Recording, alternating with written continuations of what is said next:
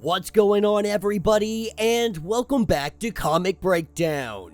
In this video, we are jumping into Dark X-Men issue number 3. In the aftermath of the Hellfire Gala, we have seen that Madelyne Pryor and Havoc together, they have formed their own X-Men team. The Dark X-Men have been out here trying to save as many mutants as possible, all of them being granted sanctuary at Limbo, at the Limbo Embassy in New York City. And while Pryor is doing all of this, Orchis is still making their plays. You see, they got a secret weapon. They have a Goblin Queen, a Madelyne Pryor from another timeline, one that is fully corrupted and an absolute monster. By her side, none other than Kurt. But this isn't the Nightcrawler that we know. It may have once been Kurt, but now it is nothing more than a mindless beast, a demon that stalks its prey. And this demon has been sent after the Dark X-Men. So make sure you guys have subscribed to the channel, make sure that you like this video, and with that being said, let's dive into this breakdown.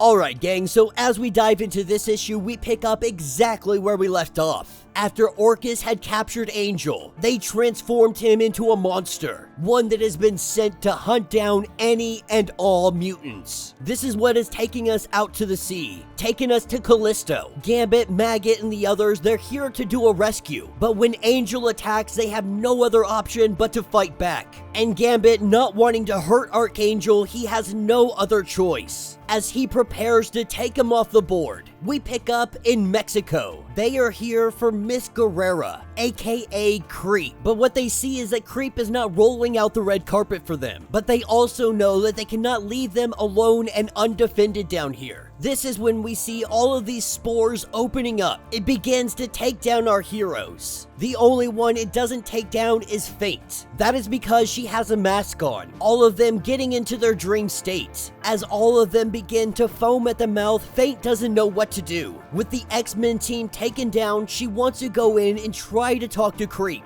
feeling wrong about leaving them behind, but maybe she can get Creep to undo this. As she takes off, we pick back up with Gambit. With Azazel not wanting to help them in any way, shape, or form, Gambit says that I will put you down if you do not help us defend. This is when they bamf above Archangel. Gambit comes down on top of him, and Gambit uses his powers to completely incinerate Archangel. Not something that he wanted to do, but something that he had to do. As we pick up a little bit later, Callisto saying that she is very thankful for all of their assistance, but they are not going back with them. And so while Gambit and the others begin to pack up, we pick back up with Fate, making her way through this looking for any sign of Creep. Eventually she finds her, and Creep lets her know that we are not going anywhere. Here she has made a home, a real safe space for any and all mutants, saying that she had visited Krakoa a few times, believing it to even be a nice place, but there weren't that many gates all over Mexico, and so she needed to ensure that the mutants in Mexico had another safe haven. As we pick back up with Madelyne Pryor, we see that that monstrous demon that was once Kurt, it is here and it is stalking Madelyne Pryor. But with Madelyne being awake and waking up all of the others, this X-Men team begins to attack.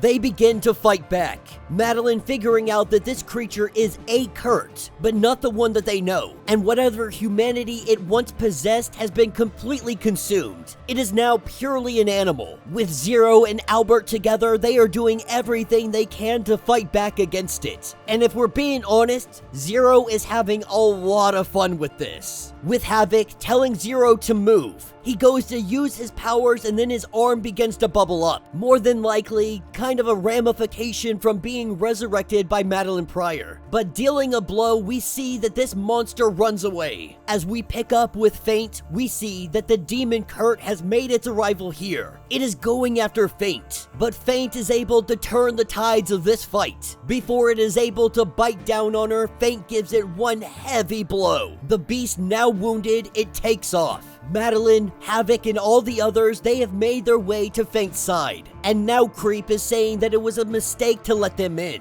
that they brought the devil to their doors. They weren't a target before, but now they are. and Madelyne says that they were going to make their way here regardless. It was only eventually, but Madelyne will not force anybody to join her ranks, that anybody that wants to join them must do so willingly. Seeing that Creep and the others don't want their assistance, they go to take off. And we pick up at Orcus. We see that the demon Kurt, it has been wounded. It comes in whining. They know that toying with Pryor in the middle of nowhere, this isn't going to achieve anything that they actually want. Not only that, but Madelyne's team didn't take any casualties. Not even anybody wounded. And so now they want to try something different. They want to try using the clone known as Ben Riley. And that will be the end of this issue.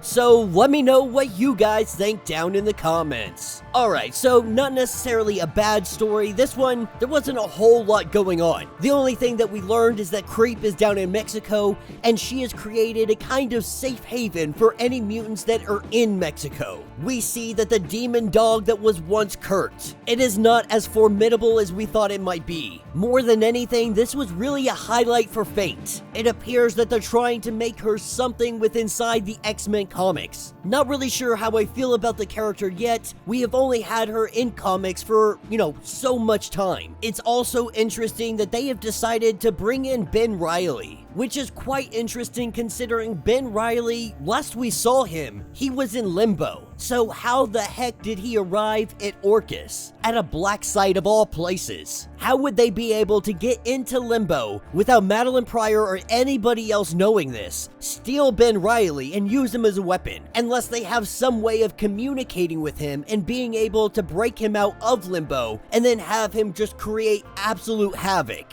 I look forward to seeing them explain this and see how this is even possible, how Ben would even be a player in this game. But let me know your thoughts, let me know your theories. If you would like to get completely caught up on everything that has been going on with the Dark X-Men, go ahead, check out the link in my description as well as the top of this video. It is going to get you completely caught up on everything going on with the Dark X-Men and the Fall of X. If you would like to support the channel, you can always do so by joining the channel membership. Much like Patreon, having multiple different tiers, from $1 to $50, from loyalty badges to comics every single month. Not only are you helping out the channel tremendously, but you are getting tons of perks in the process. If you're unable to do this, do me a favor, subscribe to the channel, like this video, hit that notification bell, and with that being said, until the next breakdown.